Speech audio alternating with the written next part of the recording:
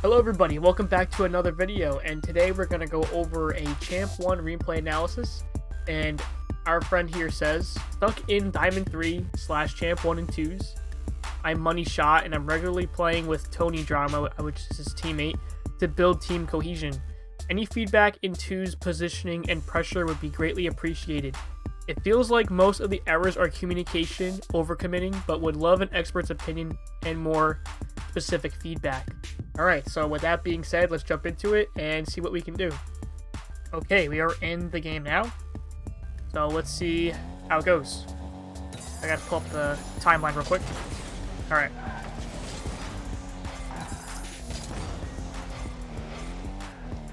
Good positioning here. Alright, good shot coverage. Actually a really good beat.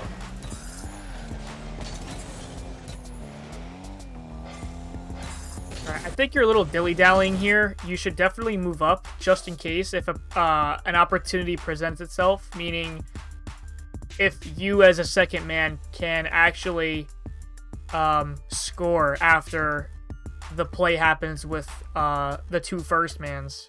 So just move up here. Right?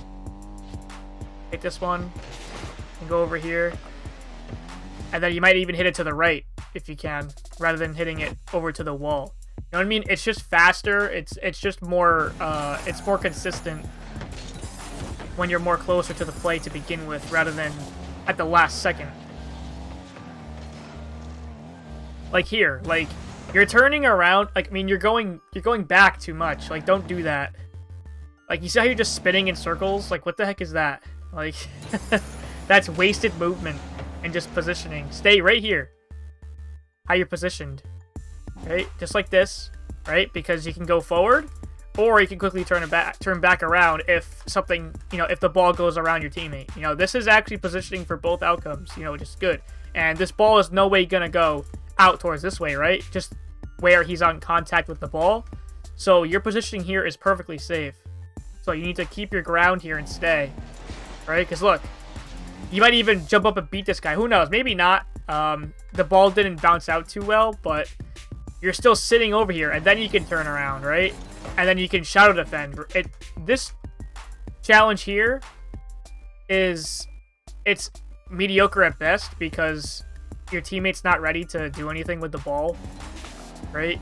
And look, it just goes right to them anyway. So your challenge is pointless. And what happens if your teammate messes up here, right? He could have messed up, and you could have gotten scored on. So just keep your positioning from earlier. You didn't need to actually waste boost, and you sent possession away. Don't do that. Right? What can you do, right? What could you do? You can just catch it. Right? No one's going after this. You flipped away. The other guy's dead. It's just you and the ball, right? Why don't you catch it and then bring it around? Go for a flick. You know? Do something like that. So look, you gave possession away. You get beat to the ball. Now your teammate's in a 2v1. And they don't score. Which is actually lucky on your part, because they definitely should have.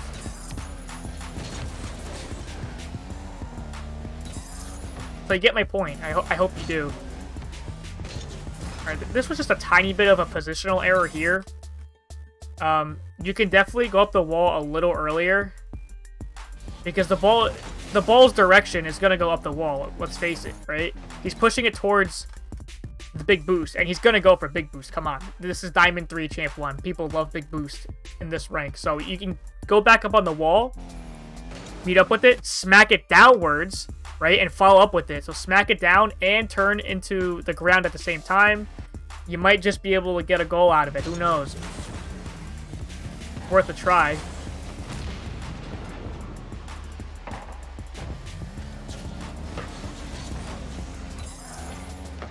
And I know you said you needed help with your challenging and your positioning, so hopefully my ideas are kind of putting into different perspectives on what you can do. You know, I'm just offering ideas, you know, something different that you probably wouldn't normally see. If you hit that more to the left, that probably could have been really good. Could have possibly scored that. Nice meaty challenge from your teammate. Holy crap. Just threw the ball on the other side. Okay, so someone's gonna go after this, and honestly, I would just continue up here, right? Don't overcommit though, then turn around, preferably this way actually. So now you're over here with my camera, and you can do what you're doing. And stay over here. Wait for your teammate to do something, right? And turn around like you're doing so. Just, you know, just be in the play a little bit faster, you know? You don't have to be so far away, because it invites them to actually have possession. You don't want your opponents to have possession, trust me. That's a bad idea. Because the more time a person has possession, the more likely they're going to score.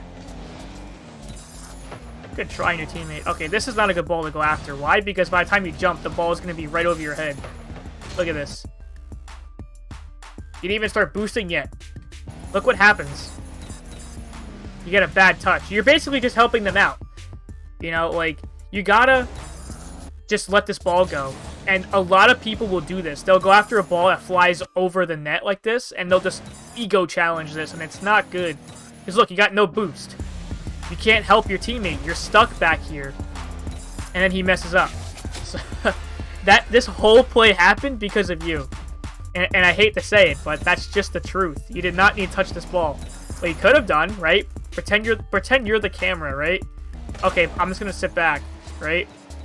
And then if he's still not going, then I'll jump up, right?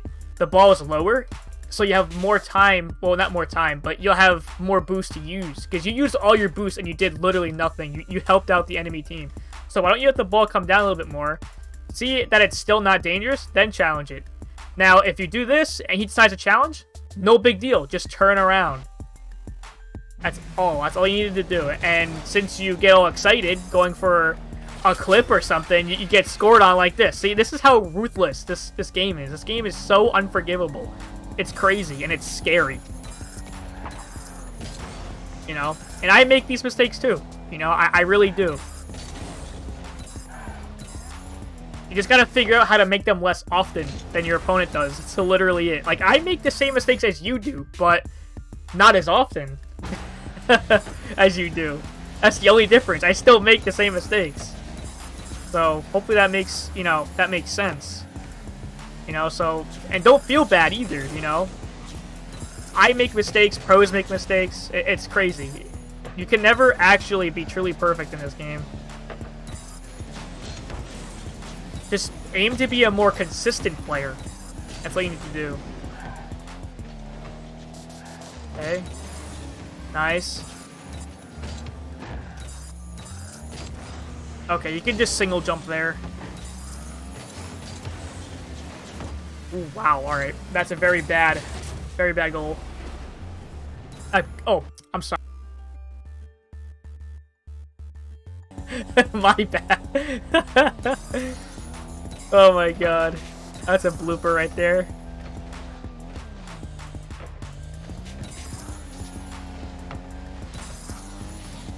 Okay, that's good. Stay with it. Alright. Nice. Yeah, you can follow this. Okay, I don't know why you jumped there. Maybe you assumed that they were cutting in, but clearly no one's going after the ball. They're both facing forward, so there was no need to jump. And what happens is you lose possession. You lost your positioning too, right? You could have boosted up the wall, curve it down, dribble it into the infield, and flick it. Now look what's happening. You just wasted your time and space and possession. You know what I mean? Not good. Just keep things simple. Alright, this is good positioning right here. Yeah, so sometimes you do have the right idea. You're not totally clueless, which is good. Okay, see, I don't know why. This is just a low-ranked thing. They always go after big boost off the kickoff. Let me tell you a secret, right? And this is what I've been doing, and it helps a ton. Ready? And this will help even more in the lower ranks. When the kickoff goes onto your side of the field, don't get big boost. Focus on being there for your teammate. Or, even better, you can still possibly go after the ball and hit it in a safer spot so you don't get scored on. Right? Why don't you turn to the right quickly rather than trying to force yourself this way? Hit it towards the corner, right? It's fine, because you'll dodge, hit it to the corner, you get big boost, and go up.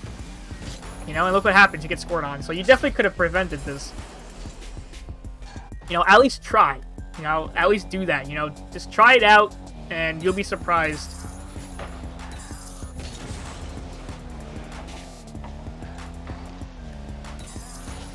Alright, nice. You see your teammate. Perfect. Kind of a bad shot, but it's alright.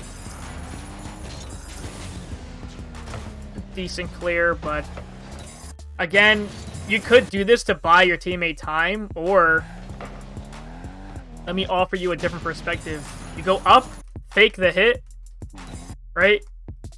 Go down, meet with the ball, and then hit it to the right and keep it close. Because look how far away he is. You have all this open space to use, right? Why give away possession here?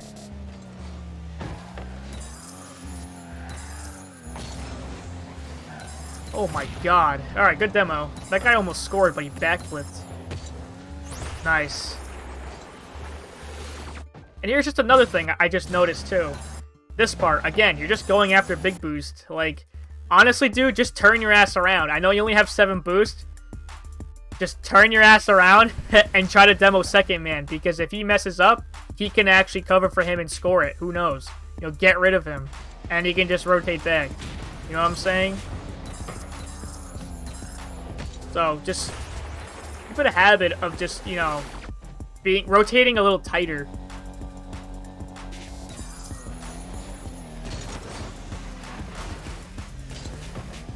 Look at this, guys. He broke the rule 1. Alright, well, honestly, dude, you're not alone, because I myself break rule 1s all the time. Now, you guys are probably like, oh, you're such a disappointing YouTuber. Like, how can you do that? I'm like, well, personally, I'm playing ranked here, right? So why would I want to potentially throw my match over something as dumb as that? Like, let's face it. Yeah, is it funny? Yeah, it could be funny, but I'm playing ranked. If this was casual, sure, I'll stick in a rule 1. But I have a purpose playing ranked. I have a mission. I want to rank up, and I want to play better. So why would I waste my time being stuck in a rule 1? You know what I'm saying? So don't worry about it. If anybody gives you flame, don't worry about it, because I do it too. And I'm literally in Grand Champ like 2, 3, or even SSL in 3s. So I just don't care. Alright, so that is it for this replay here. So basically, I just noticed a little bit of your positioning is kind of, you know, a little shaky a little bit, but if you kind of just take in the ideas of what I said with, you know, offering a new perspective, trying to stay more grounded, and then, like, sometimes you don't even have to go after the ball, right? You know, for example, remember how the ball was up here? Right, let's go back to that real quick. Right, you didn't have to go after this, right? You could just simply chill out. You know, you realistically, if you go up from here, you can't score this so fast, right? How are you going to slingshot this into the net? And he's already on the backboard. He could just save this easily. So it's not really a smart idea to go after this. And this is the vision and game sense that the low-ranked players are lacking. They're doing these useless and boost-consuming plays, and then they can't get back when they do a terrible touch. You know what I mean? And then you put your teammate in a bad spot. Granted, he should have actually saved this. Yeah, come on. He could have saved... If he was a better player, you know. But he could have definitely saved this. So, see, he went around the ball, which means that he went faster. So he could have actually saved it if he went a little slower. If he just tapped a little bit on the brakes, he could have saved it. Like, right, like here. You know what I mean? Or not even tap the brake, just let go of the gas and you'll slow down, and then he could have saved this. But the point remains is that this challenge was not the greatest, so it helps out the enemy team. So that'll be it for this video. Thank you so much for sending it, and hopefully you'll learn something from this. And to all those people who are also watching in the Diamond 3 and Champ 1 area, hopefully this helped you too. And don't forget to leave a like, subscribe, and comment, and I'll see you guys in the next one. Later.